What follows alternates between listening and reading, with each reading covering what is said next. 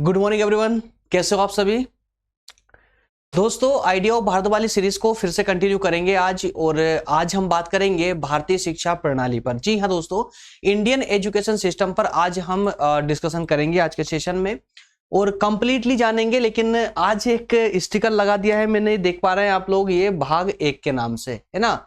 आप लोग देख रहे होंगे कि सर ये क्यों चिपका दिया। ये भाग 1 इसलिए क्योंकि भारतीय शिक्षा प्रणाली वाला जो कंसेप्ट है दोस्तों, ये काफी लेंदी है, काफी बड़ा है कुल मिलाकर के, और छोटा करना मुझे उचित नहीं लगा। चाहते तो इतना छोटा भी कर देते कि एक ही सेशन में इसको कवर कर लेते, लेकिन ज्यादा छोटा करने से क्या होता है ना कि टॉपिक अपना महत्व खो देता। और चूंकि भारतीय शिक्षा प्रणाली की बात है तो फिर जितना मैक्सिमम कंटेंट आपके मस्तिष्क में होगा, किताबों में नहीं, जितना मस्तिष्क में होगा उतना ज्यादा अच्छा होता है ना। तो दोस्तों, भारतीय शिक्षा प्रणाली पर आज के सेशन में हम बात करेंगे और इसके अंतर्गत हम जानने का प्रयास करेंगे कि प्राचीन, मध्यकालीन और आधुनिक, अर्थात ये कि प्राचीन समय से लेकर के मानव सभ्यता के उदय से लेकर के आज तक की हमारी शिक्षा प्रणाली किस प्रकार की रही है ना। तो इसमें हमें एक लंबे दौर से पूरी चर्चा करनी है। भारतीय शिक्षा प्रणाली के अंतर्गत सेकेंड यूनिट का नाम क्या है? भारतीय ज्ञान, परंपरा, कला और संस्कृति। इस यूनिट के अंतर्गत हमारा सेशन या कहें कि हमारे टॉपिक है, 2 टॉपिक कंप्लीट हो चुके हैं सेकेंड यूनिट के। तीसरा टॉपिक अभी हमारा चल रहा है भारतीय शिक्षा प्रणाली, और इसके जस्ट बाद में भारतीय शौर्य की नैतिक परंपरा पर हमारा सेशन होगा। क्लियर है? तो इस तरह से टॉपिक वाइज टॉपिक आप लोगों के लिए मैं सेशन लेकर के आ रहा हूं, जिससे कोई कंफ्यूजन आपके मस्तिष्क में नहीं रहना चाहिए। दोस्तों, जानते हैं कि आज के सेशन में हमें क्या क्या पढ़ना है, किस प्रकार से हमारा आज का सेशन आगे बढ़ेगा। तो भारतीय शिक्षा प्रणाली के अंतर्गत सबसे पहले हम बात करेंगे प्राचीन व्यवस्था की, ठीक है ना। तो प्राचीन समय में हमारी शिक्षा प्रणाली किस प्रकार की थी, उसके बाद मध्यकालीन समय में किस प्रकार की रही और आधुनिक समय में किस प्रकार की रही, पूरे विस्तार से इसको जानेंगे। कोई कंजूसी नहीं करेंगे, ना कंटेंट के साथ और ना ही एक्सप्लेनेशन के साथ में, पूरे विस्तार से इसको समझने का प्रयास करेंगे। और उम्मीद करता हूं सेशन के एंड तक आप लोग बने रहेंगे, जिससे कि पूरा टॉपिक आप लोगों को समझ आए, है ना। क्योंकि यार देखिए, शॉर्ट तो बहुत कुछ मिल जाएगा, शॉर्ट में तो आप स्वयं भी समझ सकते हैं पुस्तकों से पढ़ के, लेकिन विस्तार से समझना और पूरे टॉपिक को एक ही दृष्टि में समझना, उसको थोड़ा सा हो जाता है ना, थोड़ा सा बर्डन जैसा लगता है। लेकिन थोड़ा सा प्रयास मैंने अपनी कोशिश की है, लगभग 4 से 5 घंटे इस टॉपिक पे मैंने काम किया है। ये करने के बाद में इसको मैंने इतना मर्ज किया है, जिससे ये टॉपिक अर्थात कि जो कंटेंट मैं आपको प्रोवाइड कर रहा हूं ना, ये कंटेंट भी अपना महत्व भी ना खो और इतना ज्यादा लेंदी भी ना हो जो कि आपको बोर कर दे, ठीक है। तो कंटेंट की खूबसूरती के साथ ही साथ में टॉपिक को भी थोड़ा सा इस प्रकार से मैं लेकर के आया हूं, जिससे आप लोगों को आसानी से समझ आएगा। क्लियर है? आइए, तो दोस्तों 3 स्टेप की हमको इसके अंतर्गत बात करनी है। चला, इससे पहले हम इसके प्रश्न को देख लेते हैं कि आज के इस टॉपिक से संबंधित किस प्रकार का प्रश्न आपसे एग्जाम में पूछा जा सकता है। प्रश्न है, भारतीय शिक्षा प्रणाली पर एक निबंध लिखिए। भारतीय शिक्षा प्रणाली पर एक निबंध लिखिए। ध्यान दीजिएगा, यहां पर प्रश्न किसी भी प्रकार से घूमकर आ सकता है। आप स्वयं भी थोड़ा प्रश्न क्वेश्चन को बनाना सीखिए, है ना। किस किस तरीके, देखिए, भारतीय शिक्षा प्रणाली पर निबंध, ये डायरेक्ट क्वेश्चन है। लेकिन आपसे यह भी कहा जा सकता है कि प्राचीन भारतीय शिक्षा प्रणाली को का वर्णन कीजिए। तो आपको सिर्फ प्राचीन भारतीय संस्कृति बतानी है ना, शिक्षा प्रणाली बतानी है, या फिर आपसे प्राचीन शिक्षा प्रणाली को थोड़ा सा और घुमा सकता है, वो उसको और मॉडिफाई करके आपसे ऐसे ही पूछ सकता है कि वैदिक कालीन शिक्षा प्रणाली का वर्णन कीजिए, या वैदिक कालीन से लेकर के गुरुकुल, है ना, गुरुकुल और गुरुकुल के बाद की भी जो शिक्षा प्रणाली पूरी रही है प्राचीन समय की, उस पूरे प्राचीन समय की शिक्षा प्रणाली का वर्णन। तो उस स्टेप बाय स्टेप आपको पहले इनको देखना होगा कि किस स्टेप में हम किस प्रकार की बात करने वाले हैं, किस प्रकार की चर्चा करने वाले हैं, तभी कहीं जाकर के इन प्रश्नों के आप आंसर दे पाएंगे। आइए शुरू करते हैं दोस्तों। और अथवा में है, भारतीय शिक्षा प्रणाली की विवेचना कीजिए। सिंपल क्वेश्चन है, लेकिन थोड़ा सा उसको मॉडिफाई करना आप स्वयं से सीखिए। आइए, पहला टॉपिक है हमारा व्याख्या, है ना। सबसे पहले हम बात करेंगे व्याख्या की, अर्थात व्याख्या के अंतर्गत क्या बात करेंगे, भारतीय शिक्षा की जो भी भूमिका होगी उसको तैयार करेंगे, ताकि हम इस टॉपिक में अंदर प्रवेश कर सके। भारतीय शिक्षा व्यवस्था या भारतीय शिक्षा प्रणाली विश्व की सबसे प्राचीन शिक्षा प्रणालियों में से एक है, या हम ये भी कह सकते हैं कि भारतीय शिक्षा प्रणाली विश्व की शिक्षा प्रणाली में सर्वाधिक प्राचीन है, सबसे ज्यादा प्राचीन है। क्योंकि विश्व में जब सभ्यता का जन्म हो रहा था उस समय हमारी शिक्षा प्रणाली जो है अपनी सक्षम अवस्था में आ चुकी थी। वो शिक्षा के क्षेत्र में भी भारत संस्कृति के साथ ही साथ शिक्षा के क्षेत्र में भी भारत विश्व गुरु रहा है, विश्व गुरु रहा है। जब यूरोपीय देशों में शिक्षा ने अपना पैर पसारना शुरू किया था या शुरू भी नहीं किया था, तब भी भारत में बड़ी बड़ी यूनिवर्सिटियां विद्वान थी, जैसे नालंदा या तक्षशिला जैसी यूनिवर्सिटियां, और भी कई यूनिवर्सिटियां थी जो प्रसिद्ध थी, फेमस थी। सिर्फ भारत में नहीं बल्कि पूरे विश्व में प्रसिद्ध थी। हमारे भारत की प्राचीन समय में भारत की यूनिवर्सिटियां जब जब पूरे विश्व में या कहें कि यूरोप में शिक्षा का नाम भी नहीं था, उस समय हमारे यहाँ पर अर्थात भारत में बड़ी बड़ी यूनिवर्सिटी विश्वविद्यालय हुआ करते थे। नालंदा या तक्षशिला जैसे नाम तो आपने सुना ही होगा, है ना। ऐसे बड़े बड़े महाविद्यालय हुआ करते थे जहां से विश्व के अन्य अनेक देशों से स्टूडेंट यहाँ पढ़ने के लिए आया करते थे। इस बात से स्पष्टता या कहें कि इस बात से स्पष्ट है कि भारतीय शिक्षा प्रणाली एक प्राचीन और निरंतर चलने वाली शिक्षा व्यवस्था रही है। क्लियर है। अब इसको, इस व्याख्या वाले एक्सप्लेनेशन वाले टॉपिक को आप छोटा या बड़ा अपने अनुसार कर सकते हैं, लेकिन बातों का महत्व इसी प्रकार का होना चाहिए जैसे मैंने यहां पर शब्द पुट किए हैं, इसी प्रकार के शब्द होना चाहिए। क्लियर है। आइए तो भारतीय शिक्षा प्रणाली को कुछ स्टेप के माध्यम से समझना होगा, जैसा मैंने कि आपको अभी प्रारंभ में बताया था, है ना। तो उन स्टेप के माध्यम से थोड़ा सा इसको हम विस्तार से समझने का पूरा प्रयास करेंगे। तीनों स्टेप में आप लोगों को बता ही चुका हूं। तीनों स्टेप कौन कौन सी? सबसे पहले दोस्तों हम बात करेंगे प्राचीन शिक्षा प्रणाली की, प्राचीन भारतीय शिक्षा प्रणाली की। उसके बाद आएंगे हम मध्यकालीन शिक्षा प्रणाली पर, ठीक है ना, मध्यकाल पर आएंगे, और लास्ट में जाएंगे दोस्तों हम आधुनिक शिक्षा प्रणाली पर। क्लियर है। तो आधुनिक शिक्षा और आधुनिक शिक्षा प्रणाली के अंतर्गत भी स्वतंत्रता से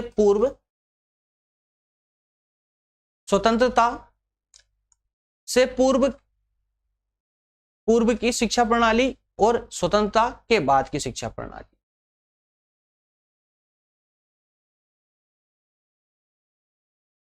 स्वतंत्रता बाद की शिक्षा प्रणाली, ध्यान दीजिएगा। यहां से प्राचीन का डिस्कस करेंगे, उसके बाद धीरे से मध्यकाल पर आएंगे। मध्यकाल में किस प्रकार की शिक्षा व्यवस्था थी भारत में उसको समझेंगे। उसके बाद हम आधुनिक शिक्षा प्रणाली में आएंगे, लेकिन आधुनिक शिक्षा प्रणाली भी दो भागों में बटी हुई थी। क्यों बटी हुई थी? क्योंकि आधुनिक शिक्षा प्रणाली कहें कि आधुनिक काल तब से माना जाता है जब से ईस्ट इंडिया कंपनी की स्थापना भारत में होती है, या ऐसा कहें कि अंग्रेजों का आगमन भारत में होता है, तब से हम आधुनिक काल मानते हैं भारत में।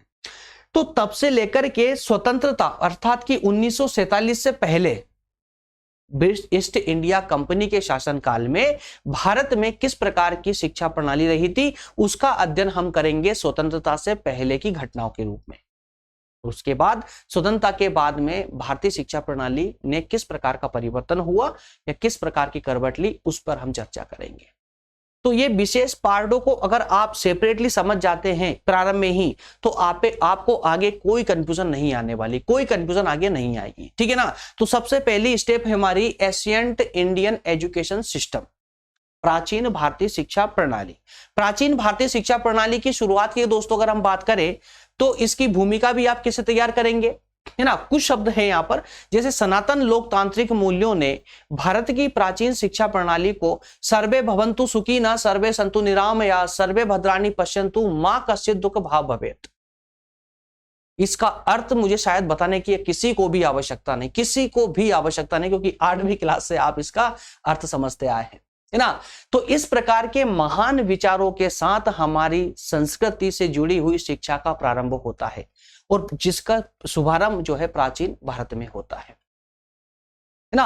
सर्वे भवन्तु सुखिनः, ये ऐसे शब्द हैं जो विश्व की शिक्षा प्रणालियों को कुछ न कुछ सिखाते हैं।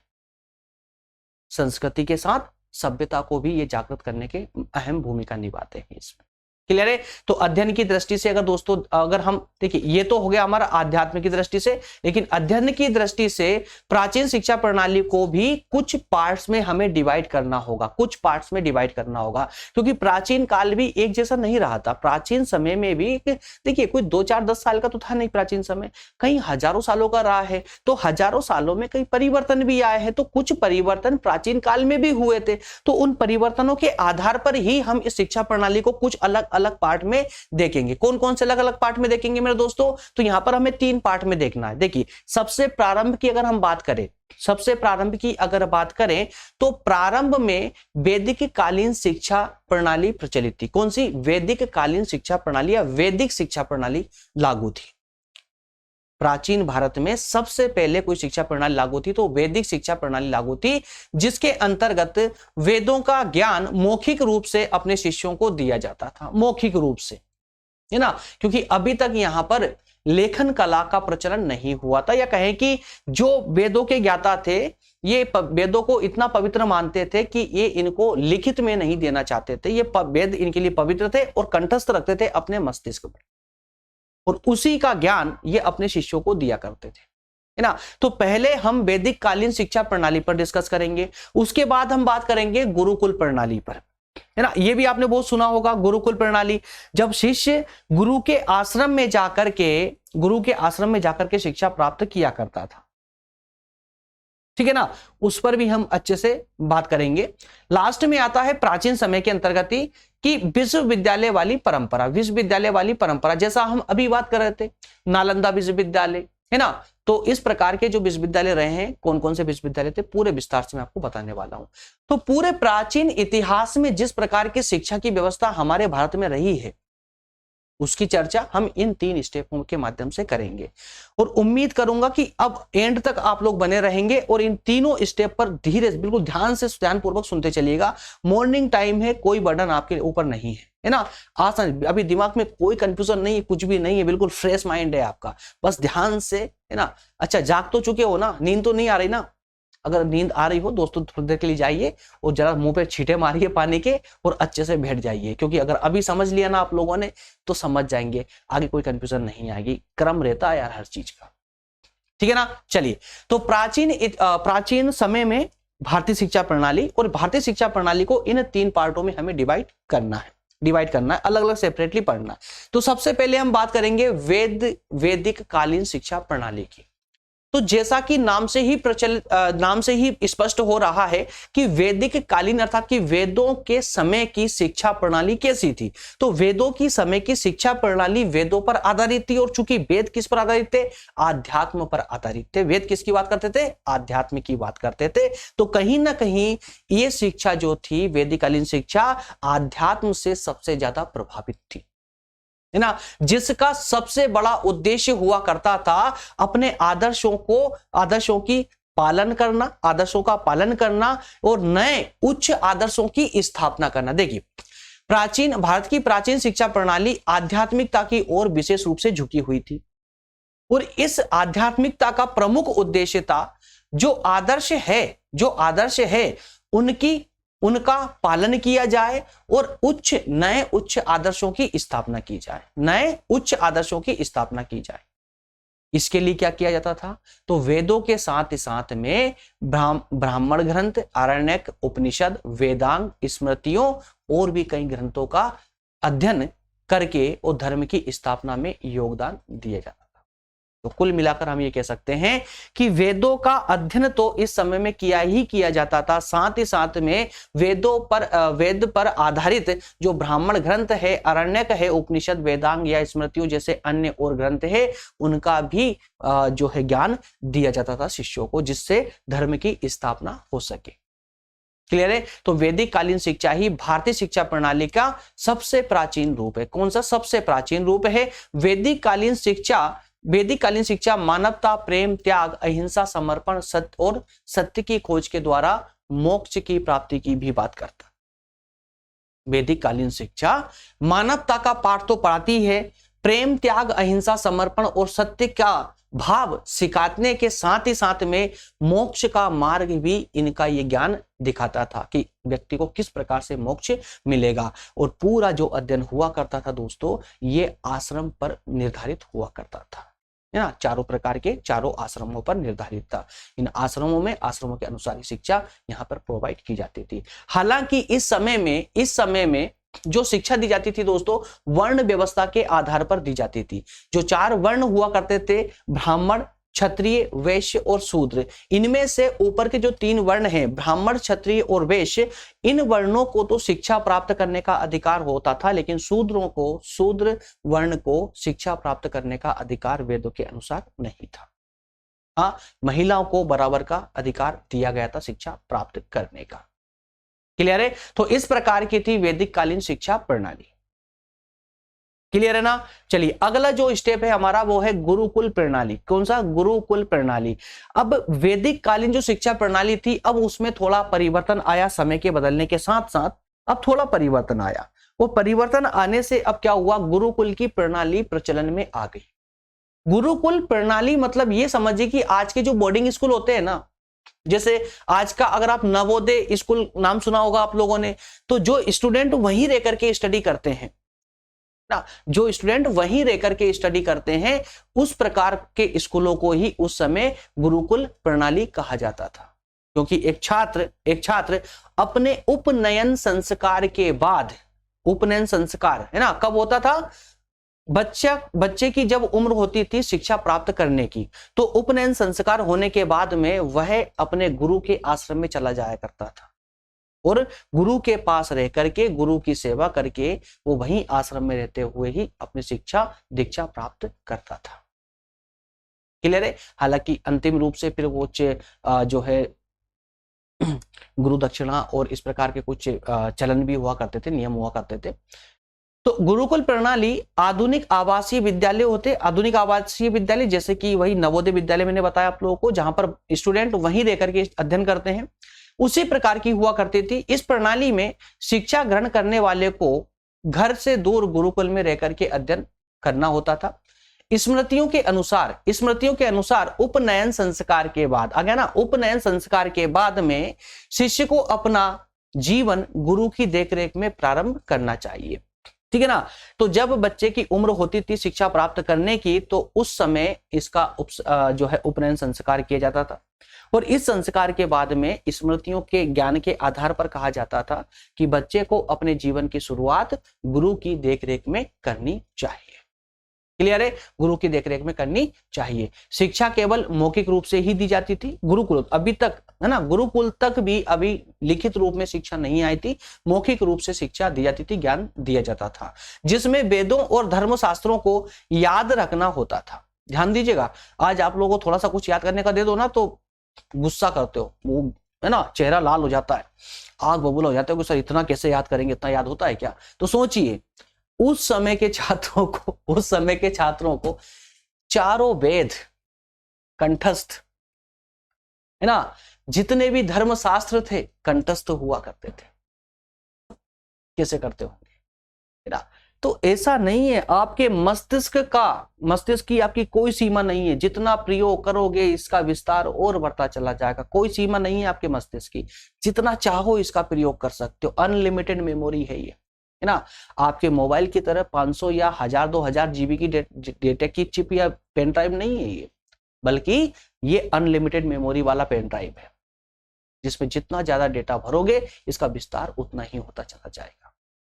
और इसी का प्रयोग करते हुए उस गुरुकुल के शिष्य गुरु द्वारा दी गई वेदों पर आधारित शिक्षा या अन्य धर्म शास्त्रों पर आधारित शिक्षा को याद करते थे, प्राप्त करते थे, उसको याद रखते थे। और जातक कविताओं में, जातक कहानियों में ऐसा वर्णन मिलता है कि गुरुकुल काशी, है ना, गुरुकुल जो काशी के जो गुरुकुल रहे थे, काशी मतलब समझ रहे ना, जो अभी के बनारस, ठीक है ना, अभी के वर्तमान में बनारस को हम जो है उस समय काशी कहा जाता। तो काशी के जो गुरुकुल हुआ करते थे, वे शिक्षक, वे टीचर अपने स्टूडेंट को हिमालय के वनों में कठोर परिश्रम या प्रशिक्षण के लिए भेज दिया करते थे। हिमालय के ना उस तरफ भेज दिया करते थे।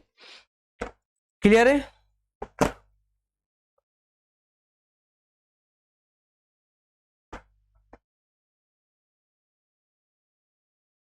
ठीक है ना, दोनों स्टेप मेरे ख्याल से क्लियर होगी आप लोगों के, वैदिक कालीन और गुरुकुल वाली।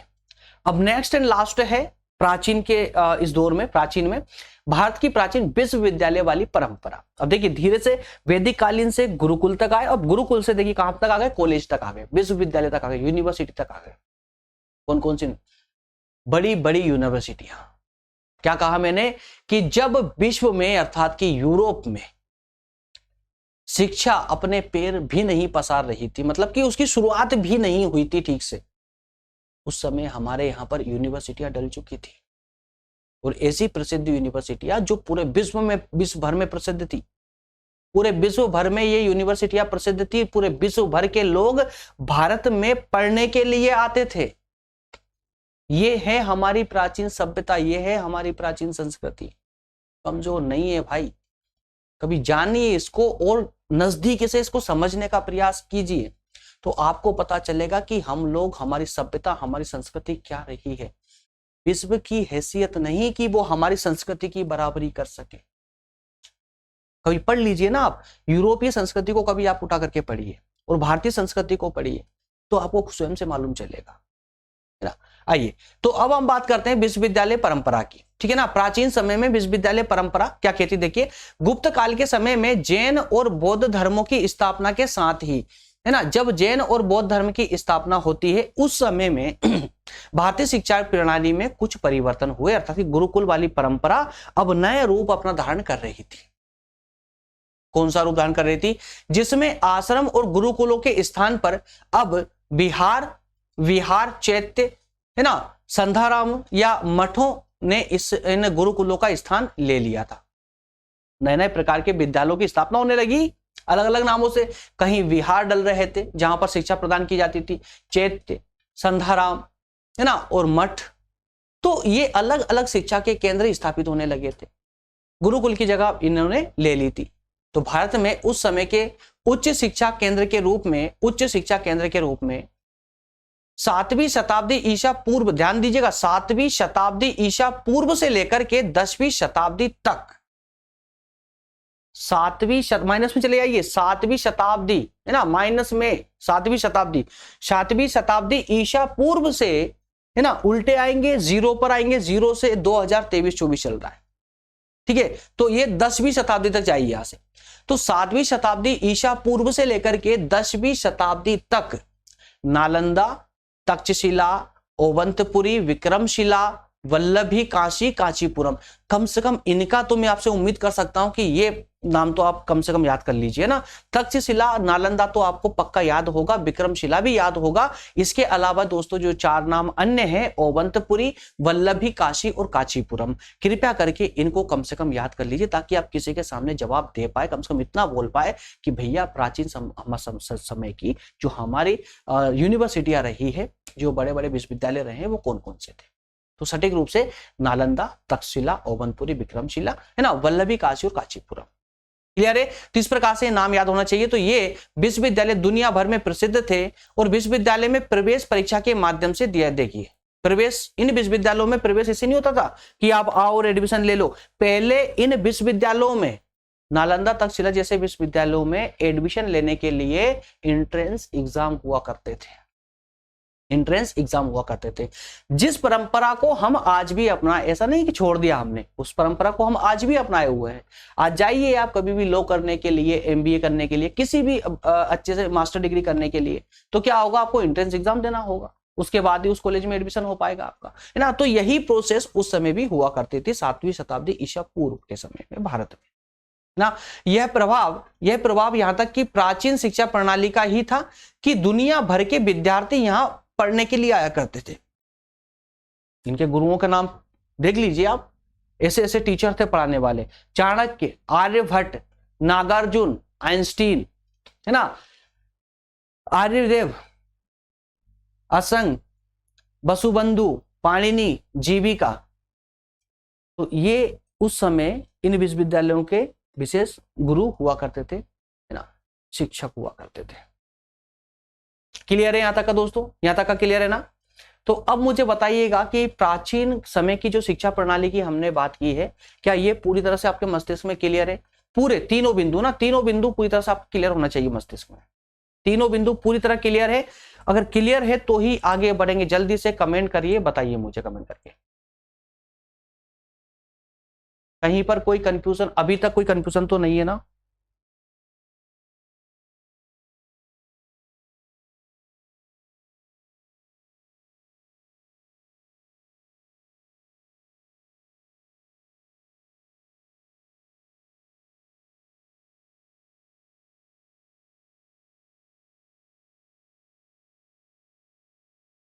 चलिए ओके।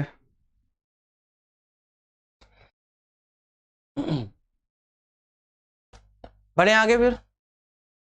अभी क्लास का ज्यादा टाइम नहीं हुआ, मात्र 25 मिनट हुए हैं, चलेगी अभी तो। इसी स्लाइड में दोस्तों हम मध्यकालीन भारतीय शिक्षा प्रणाली को और डिस्कस कर लेते हैं, उसके बाद में थोड़ा सा ब्रेक ले लेंगे, है ना। उसके बाद जो आधुनिक शिक्षा प्रणाली वाला जो पार्ट रहेगा हमारा, उसको सेकेंड भाग के नाम से पढ़ लेंगे। कोई दिक्कत है ना? तो ज्यादा लंबा खींचने का मेरा भी कोई ऐसा इरादा नहीं है। अच्छा, मध्यकालीन की बात करें तो अब ध्यान दीजिएगा, प्रारंभ से लेकर के मानव सभ्यता ने जब होश संभाला, तो जैसे ही होश संभालते जैसे शिक्षा प्रणाली का आरंभ हुआ भारत में, आर्यों के आगमन से, आर्यों के द्वारा जिस शिक्षा प्रणाली का आरंभ हुआ था भारत में, उस समय से लेकर के 1200 ईस्वी तक, 1200 ईस्वी तक के शिक्षा प्रणाली पर हम डिस्कस कर चुके हैं, जो 3 फॉर्मेट में रही है। सबसे पहले वैदिक काल के रूप में रही है, जहां पर सिर्फ और सिर्फ वेदों की शिक्षा दी जाती थी। उसके बाद में उसमें थोड़ा सा और मॉडर्न रूप आया, उसका परिवर्तित रूप हुआ, उसमें थोड़ा परिवर्तन आया, और आगे चलकर वो उसने क्या रूप ले लिया? गुरुकुलों का रूप ले लिया। फिर और उसमें और परिवर्तन आता है, परिवर्तनों के दौर में चेंजेस होते हैं उसमें, और फिर उसने और नया रूप धारण किया। जैसे जैसे बौद्ध धर्म और जैन धर्म की स्थापना होती है, तो इनके भिक्षुओं को जो है शिक्षा प्रदान करने के लिए, इनके भिक्षुओं के द्वारा आम लोगों को शिक्षा प्रदान करने के लिए कई प्रकार के मठों की स्थापना की गई, है ना। कई प्रकार के जो है इस प्रकार के शिक्षा के केंद्रों की स्थापना की जाती है। इस प्रकार से इसका रूप परिवर्तित होता है, और कई विश्वविद्यालयों की भी स्थापना होती है, तक्षशिला जैसे विश्वविद्यालयों की स्थापना। क्लियर? लेकिन अब जो है भारत में एक परिवर्तन का दौर आता है, सिर्फ शिक्षा के क्षेत्र में नहीं बल्कि संपूर्ण क्षेत्रों में एक परिवर्तन का दौर आता है भारत में। ये वही दौर था जब अरब के मुस्लिम आक्रांता भारत पर आक्रमण करने के लिए तत्पर थे, और कुछ आक्रमणकारी आक्रमण कर भी रहे थे। और इसी प्रकार से इसी दौर में कुछ अरब मुस्लिम आक्रांता जो है भारत पर आक्रमण करके और भारत पर शासन स्थापित करने में सक्षम भी रहे। तो जैसे ही भारत पर मुगल कालीन शासन व्यवस्था की स्थापना होती है, वैसे ही भारतीय परिस्थितियां पूरी पलट जाती है, और एक नई शिक्षा प्रणाली का आरंभ होता है भारत में, भारतीय साहित्य में। अब वो कैसी शिक्षा प्रणाली रही थी, क्या रही थी, उस पर जरा सा चर्चा करेंगे हम लोग, क्योंकि डिफरेंट रही है प्राचीन इतिहास से। अब मध्यकाल में एकदम परिवर्तित शिक्षा प्रणाली रही है, और उसके बाद में जब आधुनिक की बात करेंगे तो वहां पर और परिवर्तन उसमें देखने को मिलेगा। तो तीनों स्टेज पर, तीनों स्तर पर अलग अलग शिक्षा प्रणाली आपको देखने को मिलेगी। इतिहासकारों के अनुसार 1200 से लेकर 1700 ईस्वी तक का जो समय है, वह मध्यकाल के या मुगल काल के नाम से जाना जाता है। मध्यकालीन भारतीय शिक्षा प्रणाली में या मुगल कालीन शिक्षा प्रणाली में शिक्षा के 2 स्तर हुआ करते थे। मध्यकालीन शिक्षा प्रणाली में शिक्षा के 2 स्तर हुआ करते थे। कौन कौन से? एक प्राथमिक और एक उच्च स्तर। एक प्राथमिक स्तर और एक उच्च स्तर। प्राथमिक स्तर यह कहे कि प्राथमिक रूप से जिन बच्चों को शिक्षा दी जाती थी या जहां पर दी जाती थी, उनको, उन शिक्षा केंद्रों को मकतब कहा जाता था। क्या कहा जाता? नाम याद कर लीजिएगा, मकतब कहा जाता था। प्रारंभिक शिक्षा केंद्रों को मकतब कहा जाता था, वहीं उच्च शिक्षा केंद्रों को मदरसा कहा जाता था। क्लियर है? तो प्रारंभिक शिक्षा कहां दी जाती थी? मकतबों में, और उच्च शिक्षा मदरसा में। लेकिन यहां पर एक प्रावधान था दोस्तों कि मुगल कालीन शिक्षा प्रणाली में महिला और पुरुष दोनों को प्रारंभिक शिक्षा प्राप्त करने का, दोनों को समान अवसर प्रदान किया जाता था। लेकिन चूंकि महिलाओं को मदरसों में आने से पाबंदी लगाई गई थी, प्रतिबंध लगाया गया था। इसका अर्थ यह हुआ कि महिलाओं को प्रारंभिक शिक्षा प्राप्त करने का तो अधिकार था मुगल काल में, लेकिन उच्च शिक्षा प्राप्त करने का अधिकार नहीं था। लेकिन जो उच्च घरानों की हुआ करती थी, जो शाही घरानों की महिलाएं हुआ करती, महिला या कहें कि कन्याएं हुआ करती थी, बालिकाएं हुआ करती थी, या उच्च अधिकारियों की बालिकाएं हुआ करती थी, है ना, तो वो उनके शिक्षा की, उच्च शिक्षा की व्यवस्था उनके घर पर ही कर दी जाती थी। इसलिए उच्च घरानों की महिलाएं उच्च शिक्षा प्राप्त रही है, लेकिन जो सामान्य स्त्रियां रही है, सामान्य बालिकाएं रही है, उनके लिए उच्च शिक्षा का प्रावधान नहीं था मुगल कालीन शिक्षा व्यवस्था के अंतर्गत। क्लियर है? तो मुगल कालीन भारतीय शिक्षा प्रणाली की विषय वस्तु धर्मशास्त्रीय थी, धर्मशास्त्रीय थी।